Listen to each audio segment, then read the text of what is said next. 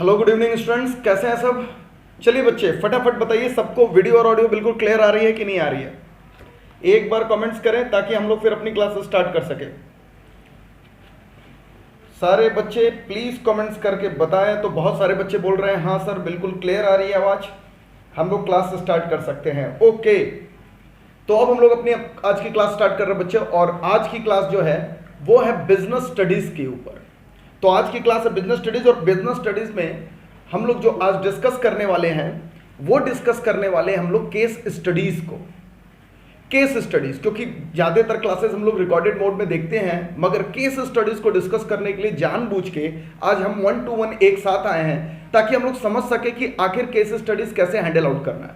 पहले चैप्टर्स के ऊपर भी जब मैंने केस स्टडीज बताया था तो आपको न सिर्फ पहले चैप्टर का केस स्टडीज समझाया था, बल्कि मैंने आपको यह भी बताया था कि केस स्टडीज के टाइप्स क्या होते हैं।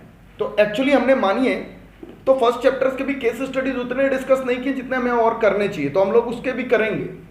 मगर फिर भी उस चैप्टर्स के अंदर मैंने आपको यह सिखाया था कि टाइप ऑफ केस स्टडीज क्या आ सकते हैं, यानी एक क्वेश्चंस में कितने प्रकार के केस स्टडीज आ सकते हैं। उन सारी चीजों को डिस्कस करने के बाद बच्चे हम लोगों ने लास्ट क्लास के अंदर यह चीज सीखी थी।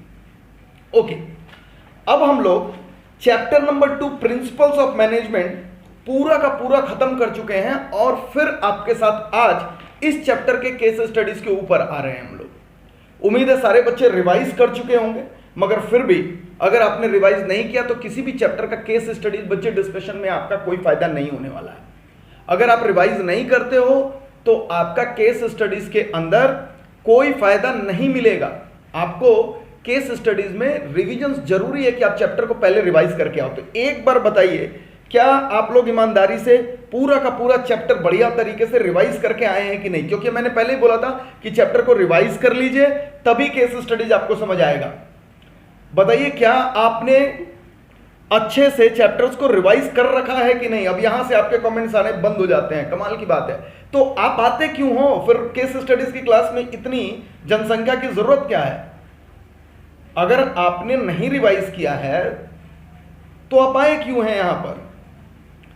क्योंकि बिना रिवीजन के तो फायदा नहीं है ना केस स्टडीज, क्योंकि केस स्टडीज मैं आपके साथ डिस्कस करूंगा और समझाने की कोशिश करूंगा। चलिए फिर भी जो नहीं आए हैं उनको इसका नुकसान भी समझ आएगा कि क्लास में कैसे केस स्टडी। और मैं बता दूं बच्चे, केस स्टडीज की अलग से भी मैं वीडियोस रिलीज करूंगा आपके साथ। ये तो जो मैं डिस्कशन कर रहा हूं कर ही रहा हूं, ये तो आपके साथ लेकर के आऊं ताकि आपको मैं ज्यादा इन्वॉल्विंग रख सकूं। केस स्टडीज के अंदर मैं आपको सिर्फ वीडियोस के भरोसे नहीं छोड़ सकता, इसलिए मैं आपके साथ यहां पर लाइव 1 to 1 डिस्कशंस के अंदर आया हूं। मगर इसके ऊपर फिर भी केस स्टडीज के ऊपर मैं हमेशा स्पेशल वीडियोस अलग से भी बनाते रहूंगा। ठीक है बच्चे, तो सबसे पहले आज उद्घाटन कर रहे हैं हम अपने केस स्टडीज के साथ। उम्मीद है आप सारे बच्चे अपने किताब के साथ होंगे। आप कोई सा भी किताब है बच्चे, कोई सा भी आपके पास किताब है, क्योंकि जो एग्जामिनेशंस में केस स्टडीज आए हुए हैं उन्हीं केस स्टडीज के ऊपर मैं डिस्कशन करूंगा। और मैंने टाइप ऑफ केस स्टडीज भी आपसे पूछना है आज, क्योंकि पहले चैप्टर के लास्ट में मैंने टाइप ऑफ केस स्टडी बताया। तो सबसे पहले तो मैं ये भी पूछूंगा कि कौन सी टाइप्स ऑफ केस स्टडीज है। तो अब सारे बच्चे जिनके पास बुक्स नहीं है, मैं ईयर बता रहा हूं, और जिनके पास बुक्स है वो पेज नंबर 113 पे आ जाए, अपने किताब के पेज नंबर 113 पे आ जाए बच्चे। वहां पर हम लोग सबसे पहला केस स्टडीज डिस्कस कर रहे हैं। मगर सिर्फ आंसर बताना, सॉल्यूशंस निकालना ये उद्देश्य नहीं होना चाहिए।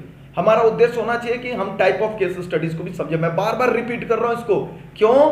क्योंकि सीधे हमें मछली नहीं खाना है, हमें मछली पकड़ना सीखना है आज। चलिए बच्चे, तो अब सारे बच्चे आ गए, और जिनके पास किताब नहीं है तो कोई सी भी किताब हो, सीबीएसई 2015 में आया हुआ क्वेश्चन है बच्चे, सीबीएसई 2015 में आया हुआ क्वेश्चन है। सीबीएसई 2015 में आया हुआ क्वेश्चन हम लोग डिस्कस कर रहे हैं, और इस क्वेश्चन की शुरुआत है आपका विद्यालय। क्या बात है, आपका विद्यालय खुल भी गया है लॉकडाउन के बाद, और ये क्वेश्चंस भी आ गया आपका विद्यालय। क्या कमाल की बात है। तो जितने बच्चों को ना एक्चुअली सीखना है वो सॉल्यूशंस वगैरह नहीं देखेंगे, और जिनको है कि नहीं हमें जवाब देना है, हीरो बनना है क्लास के अंदर या हीरोइन बनना है हमें क्लास के अंदर, तो फिर बच्चे फिर तो वो चीटिंग करें, फिर तो कोई मतलब नहीं है। लेकिन जिनको सीखना है मेरे साथ साथ, नहीं सर हम गलत जवाब देंगे, हम सीखेंगे लेकिन कि कैसे केस स्टडीज को सॉल्व आउट किया जाता है, कैसे केस स्टडी को पकड़ा जाता है। तो चीटिंग नहीं करेंगे। आप सारे बच्चे मेरे साथ ये केस स्टडी पेज नंबर 113 पर है, पढ़ेंगे। मैं जोर जोर से पढ़ रहा हूं और सारे बच्चे, और मैं फिर बिना किताब में देखे भी आपको समझाऊंगा कि कैसे आपको केस स्टडीज पकड़ना है, ठीक है।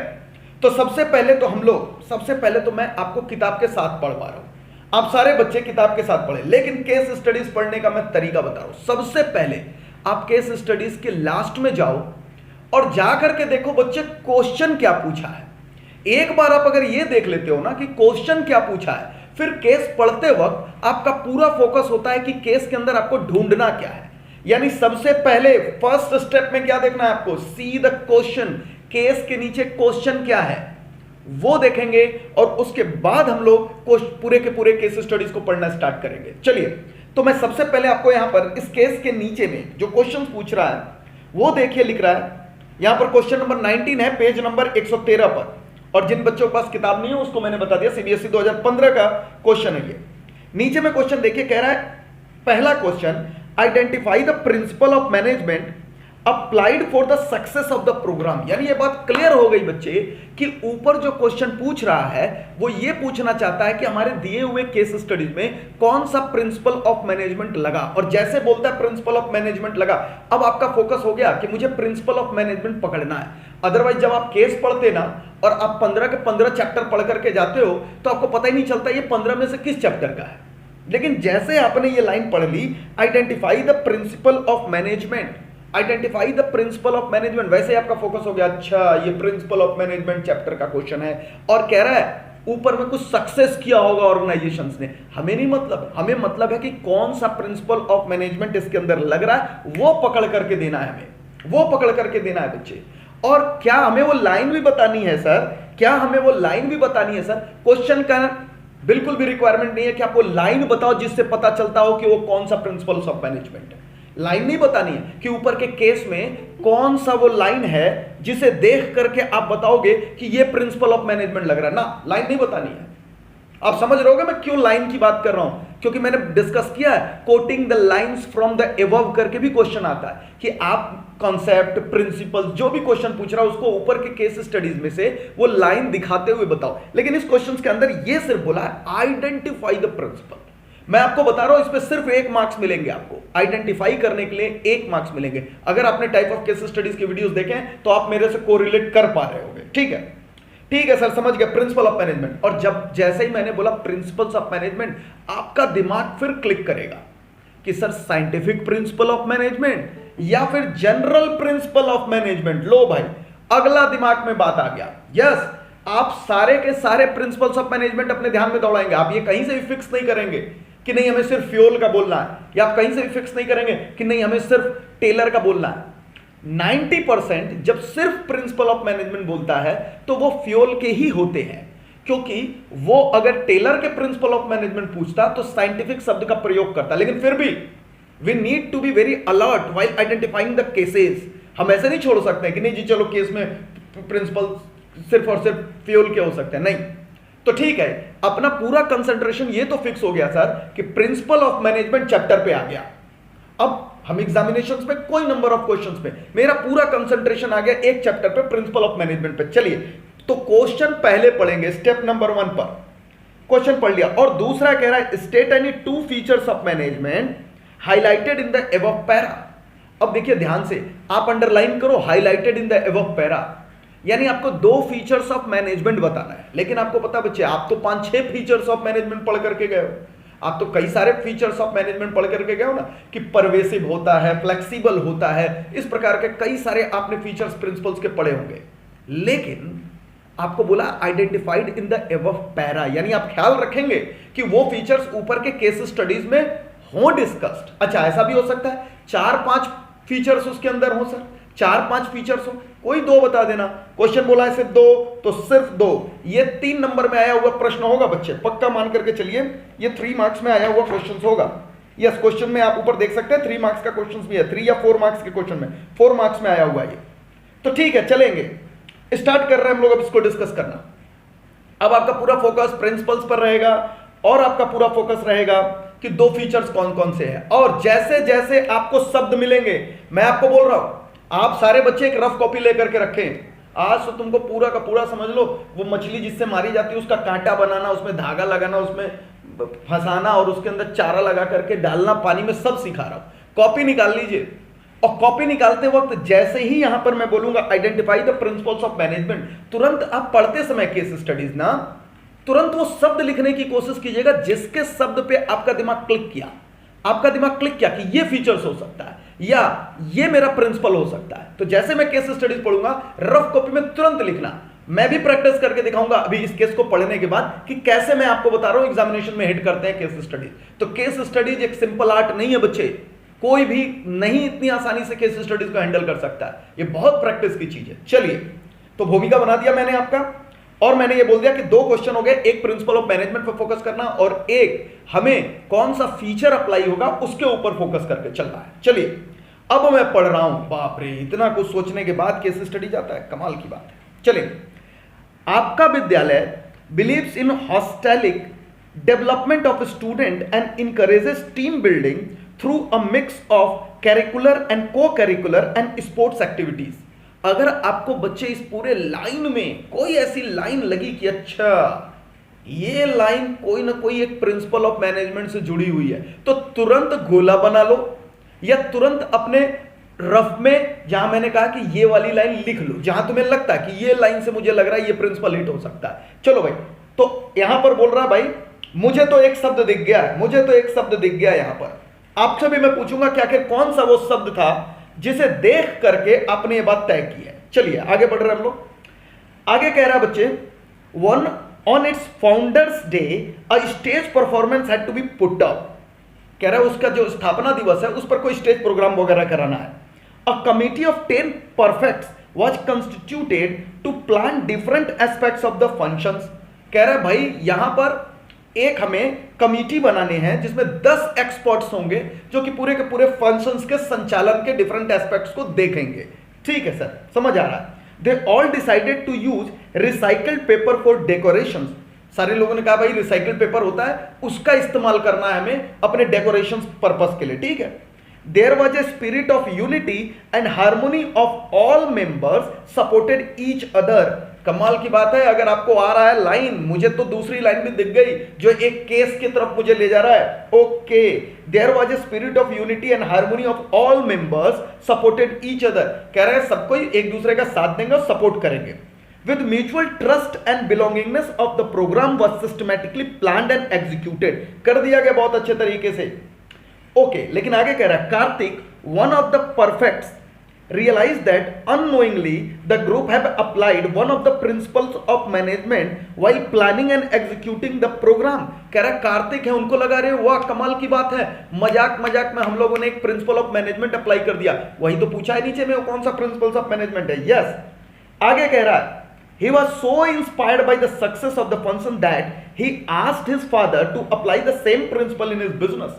कहा पिताजी हम फंक्शंस जब इस प्रिंसिपल को अप्लाई करके कर सकते हैं तो आप भी अपने बिजनेस में। देखिए कई सारे बातें तो इसमें बहुत फालतू बोलेगा, कई बच्चे तो इसी में उलझ जाएंगे। अच्छा पिताजी और उसके बच्चे के बीच की बात चल रही है, फादर एंड सन रिलेशंस के ऊपर लग रहा है कुछ बोल रहा है, नहीं वो कहानी बनाता है, वो कहानी बनाता है बच्चे। आपकी काम की चीज 2 या 3 लाइनों में ही निकलती है, याद रखिएगा इस बात को। आपसे बोला विच प्रिंसिपल आपका अभी तक निकल चुका है, बाकी सारी बातें वो कहानी बना रहा है इसके अंदर। ओके, कह रहे his father replied that he was already using this principle. अरे भाई ये लास्ट की लाइन आपको नहीं लग रहा है जबरदस्ती का? वो अपने पिता से बोलता है पिता आप भी लगाओ, उसका पिताजी कह रहा है मैं ऑलरेडी लगा रहा हूं, और कुछ बच्चे इसी में उलझ जाएंगे। ये लाइन है तो इसका मतलब जरूर कुछ होगा, कोई मतलब नहीं, वो काम की चीज ऊपर बोल गया, याद रखिएगा इस बात को।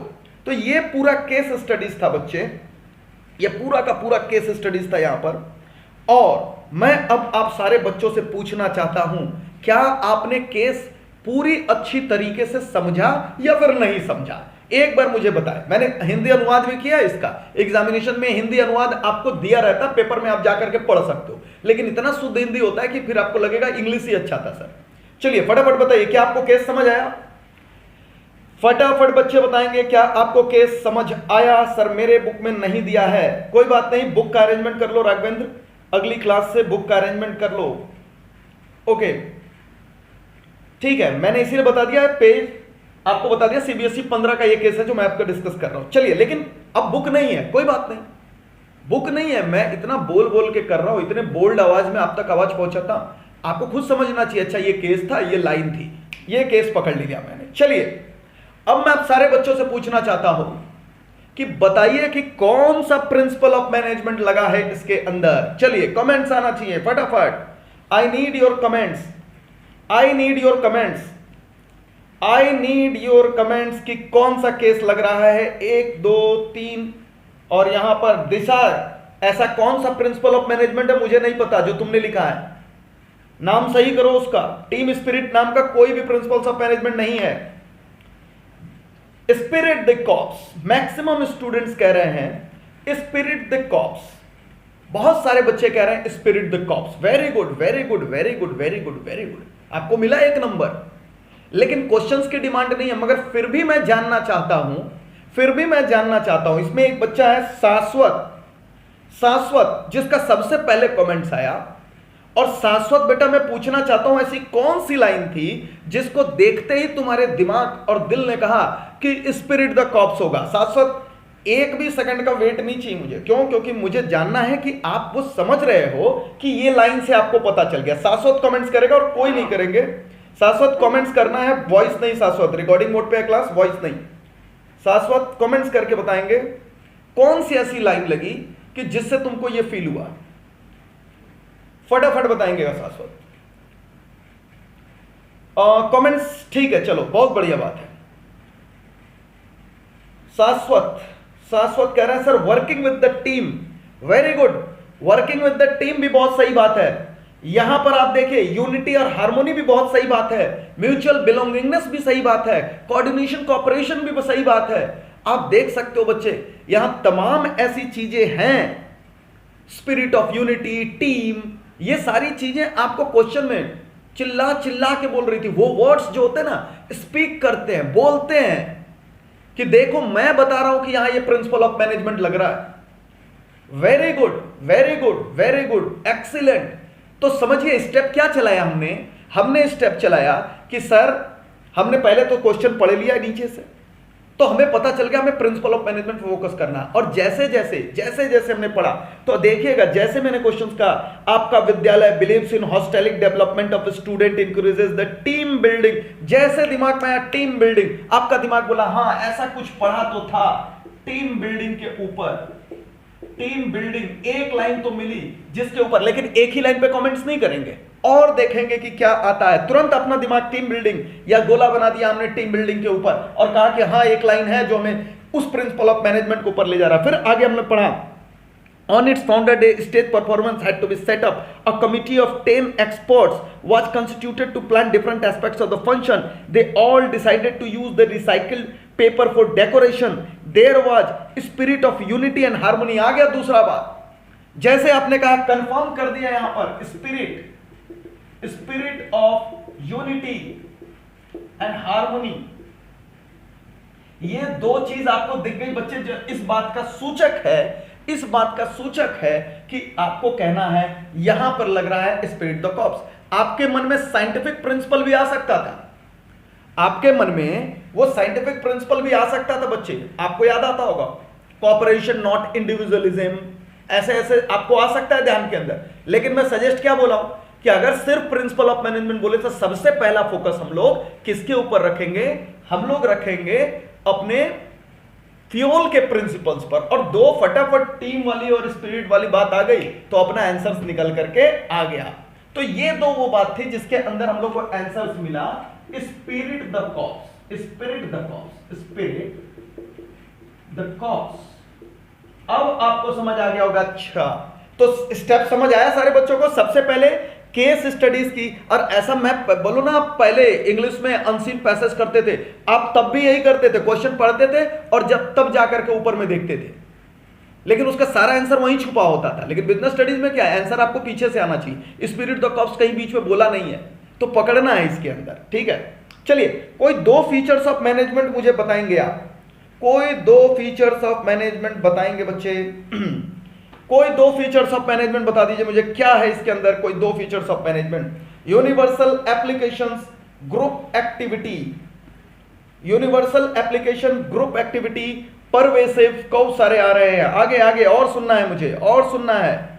गोल ओरिएंटेड, गोल ओरिएंटेड, और बताइए फटाफट, और बच्चे चाहिए मुझे। और group activity, develops team spirits. अच्छा ये बता दे कृष्णा, ये कहीं बोला है क्या मैनेजमेंट के प्रिंसिपल में डेवलप टीम स्पिरिट का ऐसा कोई फीचर्स बताया है क्या? बताओ अपने मन से, क्या उसका सिग्निफिकेंस बताने लगोगे क्या? सिग्निफिकेंस नहीं, I am not asking significance. याद रख लीजिएगा, जो एनसीईआरटी ने फीचर्स बताया उन्हीं में से ढूंढना कोशिश करो अपने मन से। अगर मैंने पहले बोला एक्सप्लेनेशन से अलग चलेगा, अगर आपने हेडिंग चेंज करना शुरू किया ना तो मार्क्स तो कटेंगे, याद रखिएगा, आपके मार्क्स कटेंगे, याद रखिएगा इस बात को। डेवलप्स टीम स्पिरिट जैसा कोई भी फीचर्स एनसीईआरटी ने अपनी किताब में पब्लिश नहीं किया है। आप देखिए अपनी किताब में कहीं नहीं बोलता है कि डेवलप्स टीम स्पिरिट इस काइंड ऑफ, उसका एक्सप्लेनेशन होगा, मैं समझ सकता हूं। एग्जैक्ट अगर लाइनिंग वर्ड्स, मैंने पहले भी बोला है हेडिंग्स याद करो। अगर हेडिंग्स याद नहीं आ रहे हैं तो मार्क्स कटेगा, मार्क्स कटेगा, टूटा फूटा नहीं चलने वाला है। आपको एग्जैक्ट फीचर्स की हेडिंग्स याद होनी चाहिए। अभी तक आप इतने दिन से बिजनेस स्टडीज मेरे साथ क्लास कर रहे हो, मैंने हमेशा बोला हेडिंग्स याद रखो, एक्सप्लेनेशंस कोई जरूरी नहीं है। लेकिन हेडिंग्स में ऐसे टूटा फूटा दोगे ना तो नहीं मिलेगा, बिल्कुल भी नहीं मिलेगा, याद रखिएगा इस बात को। यस, गोल ओरिएंटेड है, बिल्कुल सर। कैसे पता चला? क्योंकि हमें ऊपर में देखना है। सबसे पहले गोल ओरिएंटेड इसलिए है क्योंकि हमारा एक उद्देश्य है कि हम अपने फंक्शंस को अच्छे तरीके से कर सके। तो एक तो हो गया गोल ओरिएंटेड, बिल्कुल। ग्रुप एक्टिविटी है, क्यों? क्योंकि इसके अंदर लगा स्पिरिट द कॉर्प्स। तो ग्रुप एक्टिविटी, मैंने बोला है कि वो फीचर्स जो ऊपर एप्लीकेशंस में हैं, स्पिरिट द कॉर्प्स को जस्टिफाई कर रहा है आपके group oriented, sorry group activity. Third, universal या फिर परवेसिव नेचर, क्योंकि बच्चा क्या बोलता है अपने पिताजी को, अब समझ आएगा, अच्छा बच्चा और पिताजी की बात का ये वाली बात तो आ गई यहां पर। यस, यहां पर वो शूट कर रहा है। बच्चा कहता है अपने पिताजी को, पिताजी आप भी चाहे तो अपने बिजनेस में लगा ले, भले ही हम लोगों ने स्कूल में लगाया है। तो इस बात को ये बता रहा है बच्चे कि चाहे स्कूल हो, चाहे वो आपका बिजनेस हो, हर जगह लागू हो सकता है प्रिंसिपल्स ऑफ मैनेजमेंट। यानी इसको बता रहा है परवेसिव नेचर। तो दैट इज, देख रहे हैं आप कैसे आपको पकड़ना है इस पूरे केस स्टडीज को। लेकिन एग्जाम में गए सर हम लोग को समझ नहीं आया कौन सा फीचर्स लिखे, तो कोई बात नहीं, कोई दो फीचर लिख दो, कोई दो फीचर लिख दो। ऐसे में जनरली में आपको मार्क्स मिल जाते हैं। जब तक कोटिंग द लाइंस नहीं बोलता ना तब तक आपको मिल जाएंगे। लेकिन कोशिश यही रखो कि आप ऊपर के दिए हुए पैराग्राफ के अंदर ही कोई दो फीचर्स पकड़ने की कोशिश करो। यस, चलिए, तो बहुत अच्छा बात है बच्चे। यहां पर आप बिहेवियरल इन नेचर बोल रहे हो, बट कुछ दिख नहीं रहा है बिहेवियरल इन नेचर के हिसाब से, मगर फिर भी मुझे लगता है बिहेवियरल इन नेचर पे भी मार्क्स दे देने चाहिए। इसलिए क्योंकि वो कहीं ना कहीं आपके ह्यूमन बिहेवियर को रिप्रेजेंट करने की कोशिश करता है, बिल्कुल ह्यूमन बिहेवियर को। तो किसी न किसी तरीके से गाइड किया जा रहा है उनको, इसलिए फीचर सूट कर जाएगा यहां पर। लेकिन जो ये ग्रुप एक्टिविटी है सीधा दिख रहा है यहां पर, परवेसिव है सीधा दिख रहा है यहां पर, ये दो पूरा दिख रहा है यहां पर, याद रखिएगा यहां पर। चलिए, तो मैंने आपको समझा दिया कि केस कैसे अटेम्प्ट करना है बच्चे आपको। आइए और केसेस की ओर चलते हैं। चलिए, अब आप समझ गए कि आपको केस कैसे करना है। जैसे मैं केस पढ़ूंगा वैसे ही आप ऐसे ऐसे कुछ शब्द लिखा करें, और उन शब्दों को भी मैं पूछूंगा, भले एग्जाम में यहां पर नहीं दे रहा, भले ही यहां पर नहीं दे रहा है, मगर मैं उन शब्दों को आपसे पूछूंगा। चलिए आगे आ रहे हम लोग, और उसी के नीचे है बच्चे यहां पर अगला क्वेश्चन, डेमरी डिसोजा वाला।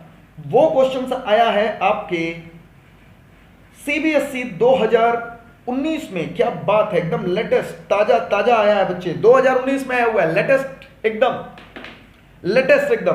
सॉल्यूशंस नहीं देखेंगे, सबसे पहला काम क्या अपना, क्वेश्चंस को देखना। आइए नीचे क्वेश्चंस देख रहे हैं हम लोग। क्या कह रहा है, state two principles of general management. और जैसे जनरल मैनेजमेंट कह दिया, बताइए कौन सा ये पूछना चाहता है। जनरल मैनेजमेंट मतलब कौन सा, किसके प्रिंसिपल्स पूछने की बात करता है, फटाफट कमेंट्स करें। जनरल को गोला बनाएंगे, जनरल को देखिए एक एक शब्द की वैल्यू है किसका। क्या साइंटिफिक प्रिंसिपल्स पे ध्यान जाएगा क्या अपना, क्या साइंटिफिक प्रिंसिपल्स पे ध्यान जाएगा क्या अपना, नहीं, पूरा का पूरा अपना किस पर फोकस होगा, जनरल मैनेजमेंट पर। यस, कह रहा है कोई दो प्रिंसिपल्स बताएं, state two principles of general management being followed by Kinsa retail. Kinsa retail के द्वारा, तो ऊपर में होंगी कोई Kinsa retail, yes, general principle Henri Fayol का है बच्चे, बिल्कुल सही बात है। तो हम लोग को फिर 2 प्रिंसिपल्स ऑफ मैनेजमेंट पे रखना है, और जनरल मैनेजमेंट कह दिया तो बस कोशिश करना है कि सिर्फ फ्योल के 14 प्रिंसिपल ढूंढने हैं। कौन सा वो 14 प्रिंसिपल है, सारे 14 प्रिंसिपल अपने ध्यान में आप घुमाना शुरू कर दो, और उसके बाद देखना आपको केस अपने आप आना स्टार्ट हो जाएगा। आइए पढ़ते हैं हम केस। कह रहा है डेमनी डिसोजा, और जैसे ही मैं पढ़ रहा हूं, जिनके पास किताब नहीं वो ध्यान से सुने, आंख बंद करके सुने, प्रैक्टिस करिए, छोड़िए किताब को, आंख बंद कर लीजिए और मेरे आवाज से सुनिए, और जैसे कोई प्रिंसिपल ऑफ मैनेजमेंट आपको दिखे फ्योल का, वो शब्द लिख लीजिए। देखिए कितना आसान लगने लगेगा आपको, या गोला बना लीजिए वो शब्द। सुनिए, कह रहे Demni D'Souza took over the reins of Kinsa retail as its managing director in India. Kinsa retail with its headquarter at Japan has been in retail business for the last 40 years। ठीक है भाई, डेमनी डिसोजा है कोई किंसा रिटेल जिसका बिजनेस पिछले 40 वर्ष से चल रहा है जापान के अंदर, इंडिया में उसकी मैनेजर के तौर पे उनकी नियुक्ति हुई है। ठीक है, it has a reasonable office in many countries, बहुत सारे कंट्रीज में इस किंसा रिटेल का क्या है, यहां पर ऑफिसेज हैं, ब्रांच ऑफिसेज हैं, रीजनल ऑफिसेज हैं। ठीक है, with each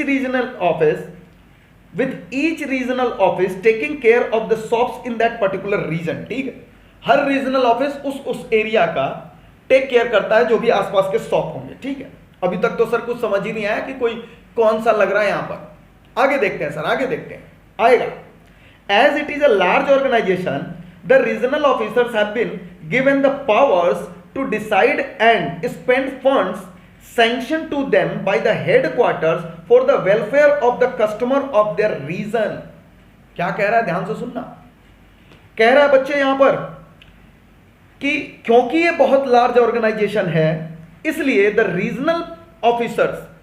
रीजनल ऑफिसर हर जगह के रीजनल ऑफिसर्स को ये पावर दिया गया है कि वो डिसाइड कर सके कि कितना फंड्स हमें खर्च करने की जरूरत है ताकि कस्टमर्स का भला हो सके उस एरिया का। तो अब समझ गए होंगे कुछ पावर्स वर्ड्स देने की बात कर रहा है। ठीक है, Kinsa retail wants the highest possible standards of ethical conduct being followed. कह रहा है वो चाहता है कि एकदम highest level of ethical conduct हो, यानी मोरल वैल्यूज भी फॉलो हमारे बिजनेस के अंदर। ओके सर, चलिए। In place by putting values into the practice, all employees as well as board of members are required to act in accordance with the highest standard of the personal and professional integrity when acting on behalf of the company। कह रहे सबको professional code of conduct का पालन करना है company के अंदर जब आप काम कर रहे हैं कंपनी के बिहाफ पर। Non compliance involves a heavy penalty including termination of employment. कह रहा है अगर आप कोड ऑफ कंडक्ट का पालन नहीं करते हैं तो आपको पेनल्टी के तौर पे आपके जॉब से निकाला जा सकता है। ये पूरा का पूरा बच्चे केस था। मुझे लगता है कि 2 तो बड़े आसानी से आप पकड़ लिए होंगे, 2 तो बड़े आसानी से आपने पकड़ लिया होगा। तो मैं वही बच्चे जवाब देंगे जिनको वो लाइनें भी पता हो, क्योंकि आपको पता है मैं सीधे, मुझे नहीं चाहिए सीधे आपका खाना, मुझे बनाने का चाहिए। चलो भाई, मुझे चाहिए 2 पॉइंट चाहिए मुझे यहां पर। और आया जिन बच्चों जो देख करके, श्वेता सिर्फ 1 नहीं पूछा मैंने, 2 पूछा है श्वेता, स्वाति 2 पूछा है, श्वेता एंड स्वाति 2 पूछा। आप लोग अपने मर्जी से एक बता रही हो, इस पर कन्वीनियंटली नहीं चलेगा। चलेगा, अर्पिता 2 बता रही हैं। ऑथोरिटी एंड रिस्पॉन्सिबिलिटी एक आया है कमेंट में, और एक आया है प्रिंसिपल ऑफ डिसिप्लिन। चलो भाई, चलो और भी चाहिए मुझे, principle of authority and responsibility, principle of discipline. और बाकी बच्चे डर गए कि सर लाइन भी पूछ लेंगे कि वो लाइन कौन सी है जिससे आपको पता चल रहा है। चलिए भाई, डिस्कस कर रहे हैं, फटाफट बताइए। रोशनी मौर्य कह रही है ऑथोरिटी एंड रिस्पॉन्सिबिलिटी,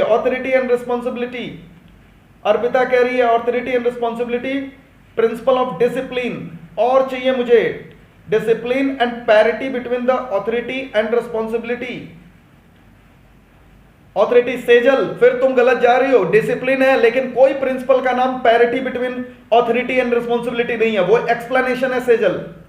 अगर तुम्हें प्रिंसिपल बोलना, मैं बोल रहा हूं ऐसे ऐसे पे मार्क्स कटता है, parity between authority and responsibility नाम का कोई प्रिंसिपल नहीं है, वो उसका एक्सप्लेनेशन है। प्रिंसिपल का नाम है principle of authority and responsibility. तो अगर तुम लिखती हो इसके अंदर पैरिटी ना, तो तुम्हारे मार्क्स कटेंगे, याद रखना इस बात को। पैरिटी वैरिटी उसका एक्सप्लेनेशन है, नाम है। मैं बोल रहा हूं हेडिंग्स पे आप बिल्कुल सतर्क रहे, छोटी छोटी चीजों पे मार्क्स करते हैं बिजनेस स्टडीज के अंदर। ऑथोरिटी एंड रिस्पॉन्सिबिलिटी बोलो मुझे चलेगा, बट आप ये नहीं बोल सकते हो कि आपको पैरिटी और समथिंग इस तरीके से। चले बहुत सारे बच्चों ने जवाब दे दिया। और सबसे पहला मैं बात करता हूं डिसिप्लिन के ऊपर। निश्चित तौर पे आपने एक लाइन पढ़ी होगी, कोड ऑफ कंडक्ट को फॉलो करना है। आप देख रहे होंगे सीबीएसई 2019 का है यहां पर, आप देख रहे होंगे code of conduct, code of conduct, code of conduct, penalty. तो ये सारी चीजें क्या बताती है? रूल्स एंड रेगुलेशंस को फॉलो करने की बात करती है बच्चे। तो जैसे ये लाइनें आती है आपको पता चल जाता है डिसिप्लिन की बात हो रही है। तो सारे बच्चों का बिल्कुल करेक्ट जा रहा है discipline, discipline, discipline, yes discipline.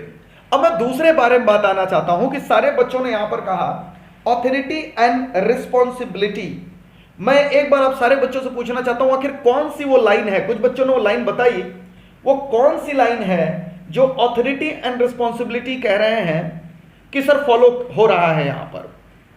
Authority and responsibility, yes. चलिए, गिवन पावर्स, कई सारे बच्चे बोल रहे हैं, मैं वो लाइन को फिर से पढ़ रहा हूं। कई सारे बच्चों ने कहा है गिवन पावर्स वाली लाइन से सर हमें निकल करके आया authority and responsibility, authority and responsibility निकल करके आया। ओके ओके ओके, यस, बिल्कुल सही बात है। मैं वो लाइन फिर से पढ़ रहा हूं बच्चे।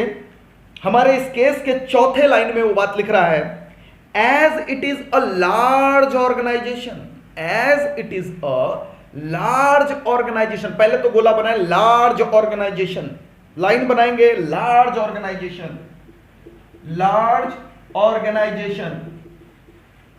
और कह रहा क्योंकि ये लार्ज ऑर्गेनाइजेशन है, क्योंकि ये लार्ज ऑर्गेनाइजेशन है इसलिए, ध्यान से सुनना, as the regional officers have been given power to decide and spend funds sanctioned to them। यानी लार्ज ऑर्गेनाइजेशन होने के कारण क्या किया गया है? पावर को रीजनल ऑफिसर्स तक डिस्पर्स किया है। Powers have been dispersed। भाई आगे के लेवल तक उसको डिस्पर्स्ड किया गया है। अब मैं पूछना चाहता हूं, अगर आपने बहुत अच्छे तरीके से ध्यान दिया होगा तो मैं पूछना चाहता हूं, जब ऑर्गेनाइजेशन बड़ा हो तो पावर आगे मिडिल और लोअर लेवल तक भी चले जाने चाहिए, पावर्स उन तक भी पहुंचा देना चाहिए। ऐसा कौन सा प्रिंसिपल्स कहता था? अब मैं आपके आंसर्स का एक्चुअली लाइन सुनना चाहता हूं। और आंसर बदलना शुरू हो गया, और आंसर बदलना शुरू हो गया, और आंसर बदलना शुरू हो गया। क्या बात है, कमाल की बात है। यस यस बच्चे, ये principle of centralisation and decentralisation है। आपने ना सिर्फ पावर पे फोकस किया, आपने सिर्फ पावर पे फोकस किया, लेकिन आप देखिए पावर पे तो उसका था, चलो भाई ऑथोरिटी पे तो उसकी बात चल रही थी, लेकिन कहीं वो रिस्पॉन्सिबिलिटी पे जोर डालता हुआ नहीं दिख रहा था। वो कहीं भी रिस्पॉन्सिबिलिटी पे जोर डालता हुआ नहीं दिख रहा था। सीधा तौर पे वो लार्ज ऑर्गेनाइजेशंस, इसलिए पावर को हम डिस्पर्स कर रहे हैं, ये बोलता हुआ केस नजर आ रहा है इसके अंदर। बिल्कुल पावर दिया है, ऑथोरिटी मैं भी मानता हूं, लेकिन अगर मैं चुनाव करने के लिए बोलूं कि ऑथोरिटी एंड रिस्पॉन्सिबिलिटी में और सेंट्रलाइजेशन और डिसेंट्रलाइजेशन वाले प्रिंसिपल में आप चुनिए, तो आपका दिमाग भी बिल्कुल सेटिस्फाई हो रहा होगा कि यस सर, क्योंकि लार्ज ऑर्गेनाइजेशन में पावर दिया है, ऐसा बात बोल रहे हैं, लार्ज ऑर्गेनाइजेशन है इसलिए हम पावर को आगे दे रहे हैं। तो सीधा नजर आ रहा है, यहां पर सीधा नजर आ रहा है बच्चे, जबकि लार्ज ऑर्गेनाइजेशन से ऑथोरिटी रिस्पॉन्सिबिलिटी का कोई लेना देना नहीं।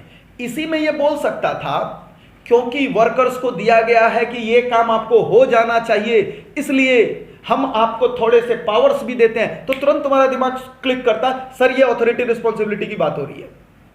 ऑथोरिटी एंड रिस्पॉन्सिबिलिटी की बात nothing to do with the large organisation, बड़ा ऑर्गेनाइजेशन से उसका कुछ लेना देना नहीं, तो सिर्फ पावर पे जाकर के आप इसीलिए सतर्क रहना, एक एक लाइन में आपको सतर्क रहना है, एक एक लाइन में सतर्क रहना बच्चे आपको। जैसे सावधानी हटी दुर्घटना घटी, अपने दिमाग में चला करके चलेंगे इस बात को। जैसे आपने ये लाइन मिस की, आपको गलती होने की संभावना है। क्या नजर आया? अच्छा सर इतना ध्यान देकर के चलना पड़ेगा। हाँ, इतना ध्यान देकर के चलना पड़ेगा, ठीक है। ये लाइन नहीं होती तो कहीं से भी आपका आंसर उसको भी करेक्शंस दिया जा सकता था। लेकिन जहां पर क्लियर आ रहा है ना यहां पर, अच्छा ध्यान से सुनना, अगर दिमाग में कुछ कंफ्यूजन है ना तो दोनों केसेस को सोचो, पावर्स बांटने का कहां कहां था, तो तुम्हारा दिमाग कहेगा authority, responsibility, relationship and centralisation, decentralisation. फिर दोनों के बीच में आप एनालिसिस करना स्टार्ट करो। अगर कोई लाइन, अगर कोई कीवर्ड दो प्रिंसिपल को हिट कर रहा है तो आप दोनों को एनालाइज करना शुरू करें, दोनों को सोचें, तो फिर आपका दिमाग कंपैरिजन कराएगा यहां पर। तो ऐसे करना। अच्छा, दोनों अप्लाई होता है तो आप बेस्ट आंसर लिखें और नीचे में जाकर के लिख सकते हैं कि however we may also say that this principle is also applicable. अगर आपको लगता है दो लग रहा है तो, लेकिन यहां पर मेरा मानना है बेस्ट जाएगा सेंट्रलाइजेशन एंड डिसेंट्रलाइजेशन। बोलिए, क्या सारे बच्चे बिल्कुल एग्री कर रहे हैं कि नहीं, लार्ज ऑर्गेनाइजेशन और पावर्स को आगे डिस्पर्स करने के ऊपर? बोलिए बोलिए बच्चे, बोलिए बोलिए बोलिए बोलिए। आज सबका इन्वॉल्वमेंट चाहिए और उन्हीं बच्चों को यह पता चल सकता है जिन्होंने क्लास बड़ी ईमानदारी से रिविजन कर रखा है, जो ऐसे ही आगे उठ बस कि चलो भाई चलते हैं क्लास के अंदर, बिजनेस स्टडीज क्या है, ऐसे ही तो है सर, कॉम्प्लीमेंट्री पैकेज में दे रहा है, इसकी वैल्यू थोड़ी होगी। बच्चे इसी के ना जो अलग से पढ़ते हैं उनको चार्जेस पे कर रहे होते हैं, आपको कॉम्प्लीमेंट्री पैकेज में दिया हुआ हम लोगों ने। चलिए, हाँ सर मजा तो आ रहा है सर, और भी कुछ चीजें सर सीखनी है हम लोग को, और भी सर सिखाइए, और भी बताइए कि क्या हो सकता है। आइए आइए आइए, आपके साथ मैं और भी डिस्कशन कर रहा हूं, और भी मैं डिस्कशन कर रहा हूं। अब आपको समझ आ रहा होगा कि केसेस कैसे हैंडल करने हैं। केसेस की कोई लिमिट नहीं है, केसेस की कोई लिमिट नहीं है, और केसेस को हैंडल करना आप सारे बच्चों को सीखना है, ठीक है। असल परीक्षा तो अब होगी, असल परीक्षा मैं आपके साथ अब करने वाला हूं। 1 नंबर का क्वेश्चन मैं पूछ रहा हूं बच्चे, 1 नंबर का क्वेश्चन मैं आपके साथ यहां पर पूछने वाला हूं। यस, और आप सारे बच्चे आ जाए यहां पर।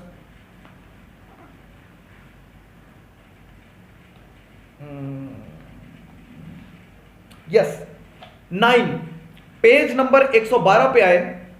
आपका क्वेश्चन नंबर 9 है बच्चे, 1 मार्क्स का क्वेश्चन वाले क्वेश्चन में आ जाए, 1 मार्क्स वाले में आप आ जाए।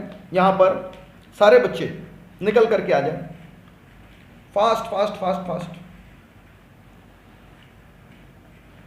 और यहां आकर के आप देख सकते हैं क्वेश्चन नंबर 9 जो आया है सीबीएसई 2019 में। सीबीएसई 2019 में आपके किताब का क्वेश्चन नंबर 9 है बच्चे। मैं इसे मिटा रहा हूं, तब तक आप केस पढ़िए एक बार, फिर मैं आपके साथ केस पढ़ता हूं। सीबीएसई 2019 में 1 मार्क्स में आया हुआ है। इसके पहले के दोनों क्वेश्चन 4 मार्क्स में आए हुए थे। तो जिनके पास किताब नहीं है वो एटलीस्ट ईयर नोट करते चले। और आज के आपका टारगेट है कि, और मैं आपको सजेशन दूंगा कि सिर्फ और सिर्फ एग्जामिनेशंस में आए हुए केस स्टडीज ही करें। अगर आप फालतू के केस स्टडीज में बहुत ज्यादा दिमाग लगा रहे हैं तो उससे कोई फायदा नहीं होगा। सीबीएसई का केस स्टडीज बहुत ही बैलेंस्ड केस स्टडीज होता है, और उन केस स्टडीज को ही आपको हिट करके चलना है बच्चे। तो अगला मैं डिस्कस कर रहा हूं 1 मार्क्स में बच्चे क्वेश्चन है, और ये है आपका सीबीएसई 2019 का पूछा हुआ क्वेश्चन, 2019 में 1 मार्क्स में। चलिए, उम्मीद है आपने केसेस पढ़ रखा होगा, मगर फिर भी आपके साथ पढ़ रहा हूं। यहां से आपकी असल परीक्षा स्टार्ट होगी। आइए, और मैं पूछ रहा हूं बच्चे, सबसे पहले क्वेश्चंस के नीचे में आकर के देखेंगे, और क्वेश्चन पूछ रहा है state the general principle of management. चलिए, जनरल प्रिंसिपल ऑफ मैनेजमेंट आप सबको पता चल गया होगा। जनरल प्रिंसिपल ऑफ मैनेजमेंट मतलब फ्यूल का प्रिंसिपल पूछ रहा है इसके अंदर भी। सबसे पहले निचली लाइन पढ़ते हैं हम लोग क्वेश्चंस की। क्या कह रहा है? State the general principle of management which the company wants to modify to meet the changing requirements. To meet the changing requirements कह रहा है, बताइए कौन सा जनरल प्रिंसिपल्स ऑफ मैनेजमेंट है जिसको कंपनी चाह रही है कि हम मॉडिफाई करें ताकि हम अपने रिक्वायरमेंट्स को पूरा कर सके। चलिए बच्चे, ये आपको दे दिया मैंने। आपको एक जनरल प्रिंसिपल्स ऑफ मैनेजमेंट पकड़ना है। आइए, ऊपर से पढ़ रहे हैं हम लोग, और कह रहा है appliances limited engaged in manufacturing and distribution of home appliances since 1987। Appliances India limited है जो कि होम अप्लायंसेज बनाता है और बेचता है 1987 से। ठीक है, अभी तक तो सर कुछ पता नहीं चला। It has a good name in the market as the company is producing and producing good quality appliances, कह रहा है उसका नाम है बाजार के अंदर और कि कंपनी बहुत अच्छे अच्छे गुड क्वालिटी ऑफ अप्लायंसेस बेचती है। प्रिंसिपल्स तो अभी तक सर कुछ भी नजर नहीं आ रहा है। आगे, it has separate department for manufacturing, finance, sales, maintenance, service and technical services to achieve the specialisation. कह रहा है कंपनी के कई सारे विभाग हैं हर कामों के लिए, जैसे कि फाइनेंस के लिए, सेल्स के लिए, मैन्युफैक्चरिंग के लिए, मेंटेनेंस के लिए, टेक्निकल सर्विसेज के लिए, ताकि स्पेशलाइजेशन प्राप्त किया जा सके। अब अपना पूरा दिमाग ढूंढने में लगाओ, बोलना नहीं है किसी को, सिर्फ सोचने में लगाओ क्या ये लाइन किसी प्रिंसिपल ऑफ मैनेजमेंट की ओर ले जा रही है, नहीं ले जा रही है। आगे चलेंगे हम लोग। Since the areas of operation of the company have increased and customer have become more demanding, the company decide to modify the existing principle of management to meet the changing requirements of the environment.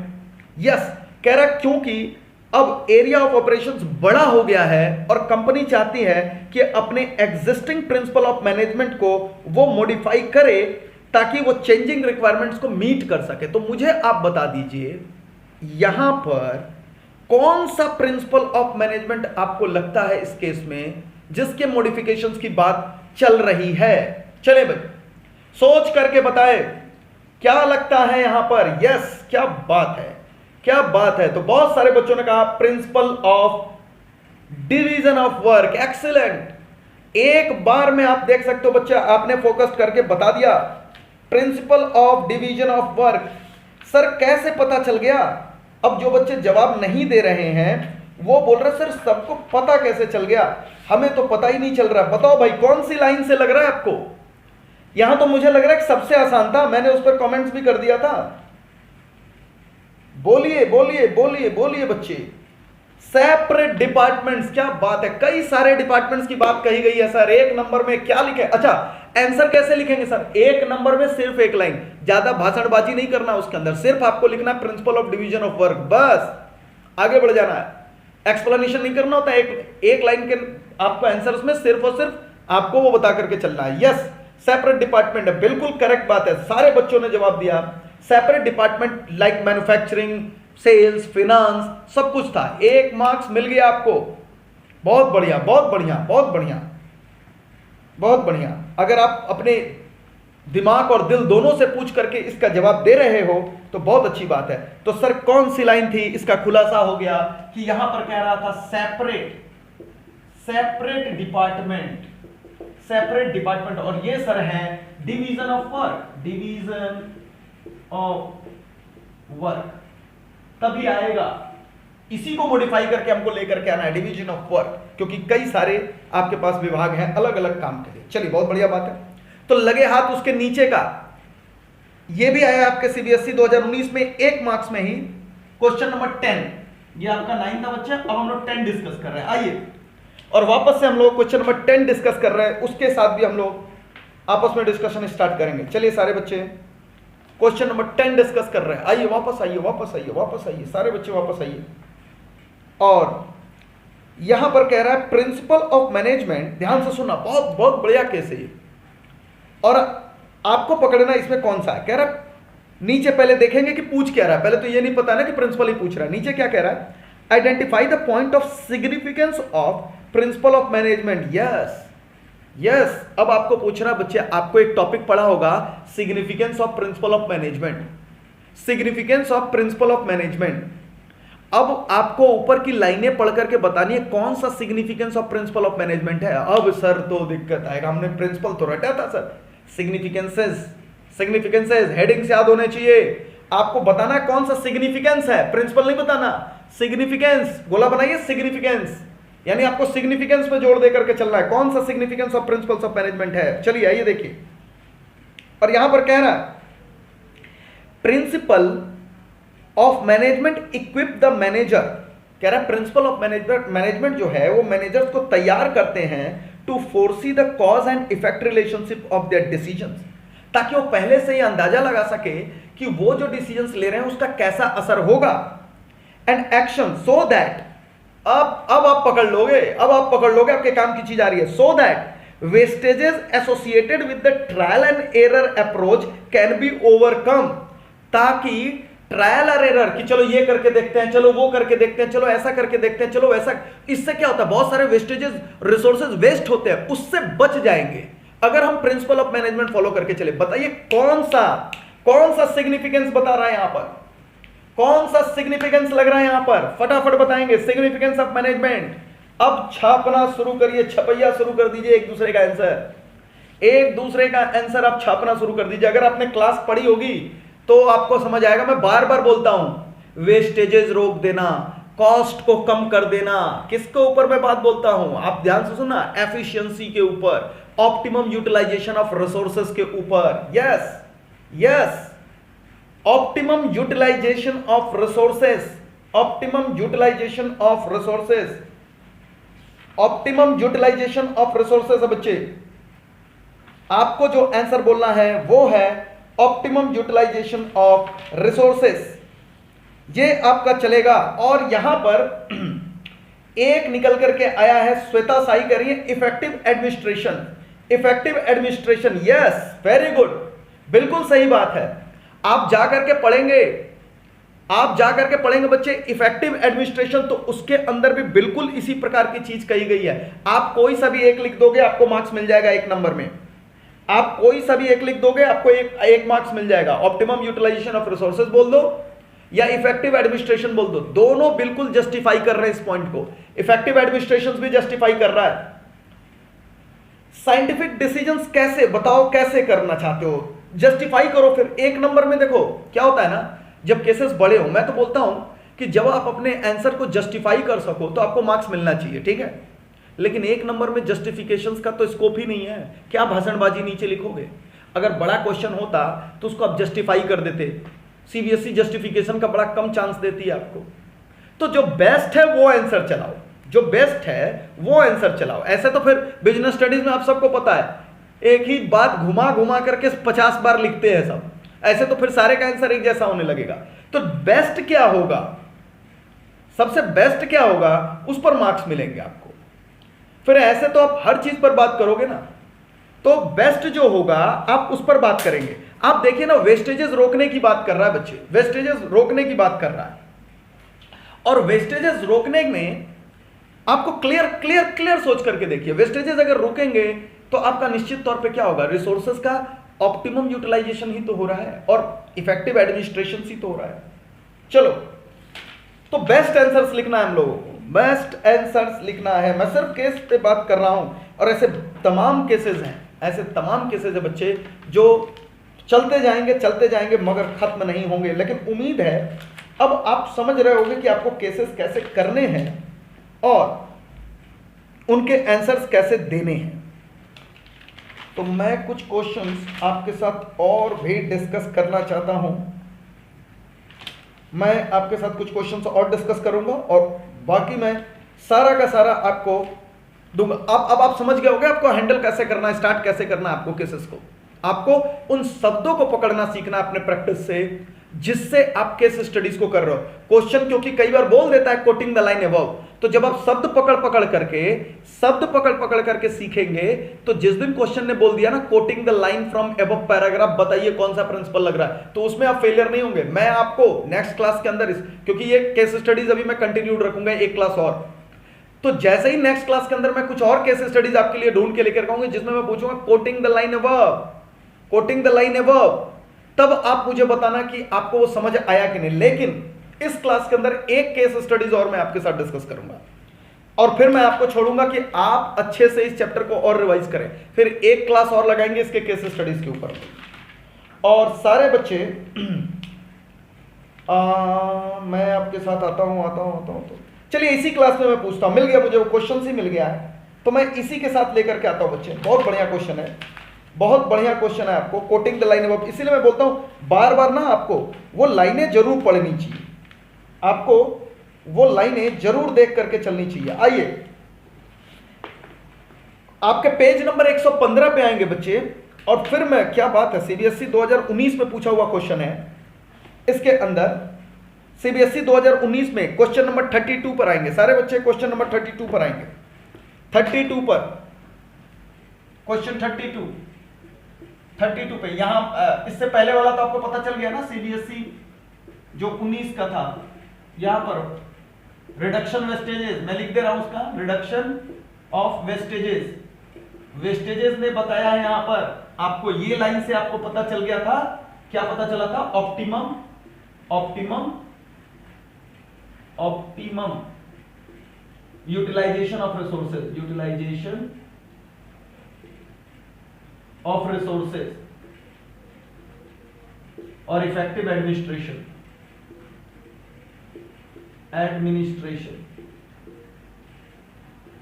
Yes, चलिए अभी 32 पे आते हैं वापस हम लोग, और ये भी सीबीएसई 2019 का है, सीबीएसई 2019 का है, सीबीएसई 2019 का। मैं और क्वेश्चंस लेकर के आऊंगा आपके किताब के बाहर की नेक्स्ट क्लास के अंदर, तो आपको आंसर बताना है। तो यानी एक क्लास तो मैं आपके साथ ये किताब का डिस्कस कर रहा हूं, आपको किताब, नेक्स्ट क्लास से सिर्फ सुनना है, here and decide the case, listen and decide the case. देखेंगे कितना मेडिटेशन आप करके आते हो अगली क्लास के अंदर, कि सिर्फ सुन करके आप आंसर्स देते हो कि नहीं देते हो। चलिए नेक्स्ट क्लास में बात करेंगे उसके ऊपर। चलिए आज का आखिरी केस डिस्कस कर रहे हैं, और इसके अंदर पेज नंबर 32 पर जो चीटिंग करने वाले बच्चे हैं उनके लिए नहीं है, क्योंकि उन्होंने सॉल्यूशन देख लिया होगा, तो फिर वो निश्चिंत है, वो सिर्फ हीरोगिरी में आएंगे। और देखिए यहां पर कह रहा है quoting the lines from the above paragraph, underline करिए, quoting the lines from above paragraph. अगर आप पिछले चैप्टर का टाइप ऑफ केस स्टडीज का वीडियो देखे हो, आप कोरिलेट कर सकते हो, यहां पर लाइन भी बतानी है कि ऊपर के लाइन से आपको देख करके कहां से आपको पता चला, जैसे मैं यहां लिख रहा हूं ना, तो वहां लाइन भी कोट करनी है आपको आंसर्स के अंदर। ओके, कह रहा है quoting the lines from the above paragraph, अब गोला बनाइए, coating the lines from the above paragraph, identify and explain. क्या बात है, अब सिर्फ आइडेंटिफाई नहीं करना, अब सिर्फ आइडेंटिफाई नहीं करना, आपको उसे एक्सप्लेन भी करना है। आइडेंटिफाई को गोला बनाइए, एक्सप्लेन को गोला बनाइए, ऐसे पकड़ना है क्वेश्चंस को, ऐसे देखना है छोटी छोटी लाइनों को। चलिए गोला बनाइए अपने किताब के अंदर। यानी सबसे पहले सर कोट द लाइन, यानी हमें वो लाइन बतानी है जो भी पूछेगा नीचे में।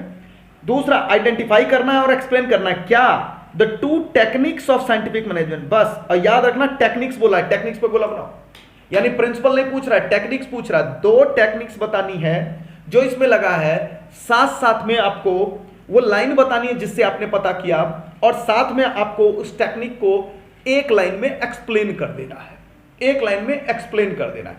टेक्निक ऑफ साइंटिफिक मैनेजमेंट जैसे आया, आपको पूरा का पूरा दिमाग में दौड़ाना स्टार्ट कर देना है, क्या क्या टेक्निक्स था, क्या क्या टेक्निक्स था, वो सारा टेक्निक्स आपको ध्यान में लेकर के आना बच्चे। चलिए केस पढ़ना स्टार्ट कर रहा हूं मैं, टेलर के टेक्निक्स अपने दिमाग में दौड़ाना स्टार्ट करो।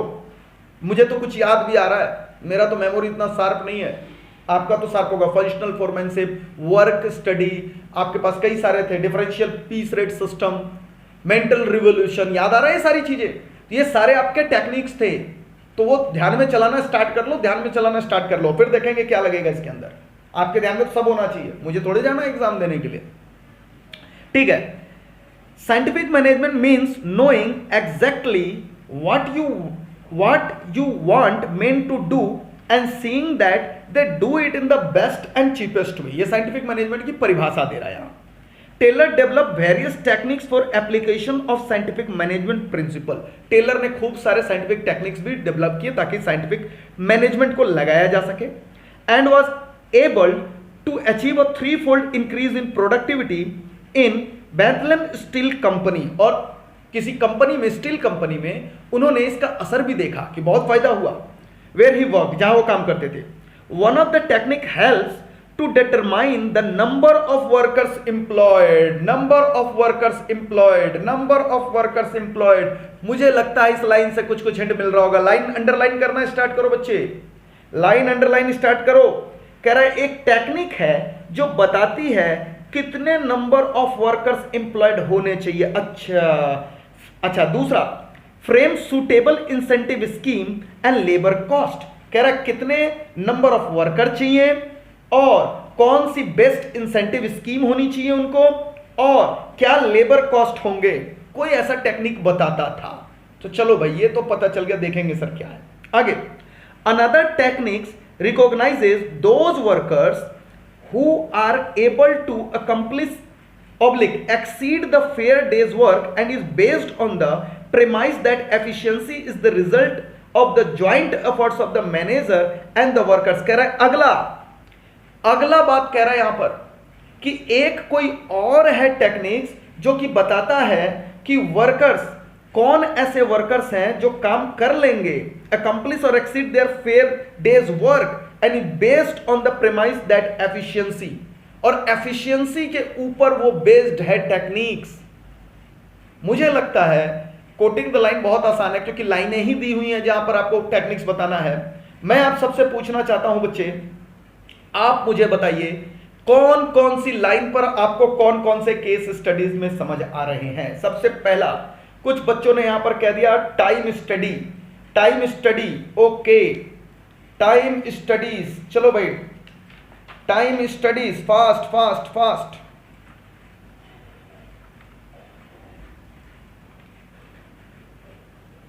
चलो और लाइनें चाहिए मुझे। और याद रखो यहां पर सबसे बड़ा बात क्या है, यहां पर आपको सिर्फ और सिर्फ दो ही बताने हैं बच्चे, सिर्फ दो ही बताने हैं, तो ज्यादा बुद्धि मत लगाना कि हम कई सारे ढूंढे। टाइम स्टडी के साथ साथ कुछ बच्चे मेथड स्टडी भी बोल रहे हैं। आई वांट टू नो कैसे मेथड स्टडी और टाइम स्टडी। चलो भाई कोट द लाइन, आप लाइन भी कोट करें फटाफट और फिर उसे एक्सप्लेन भी कर देना, ठीक है।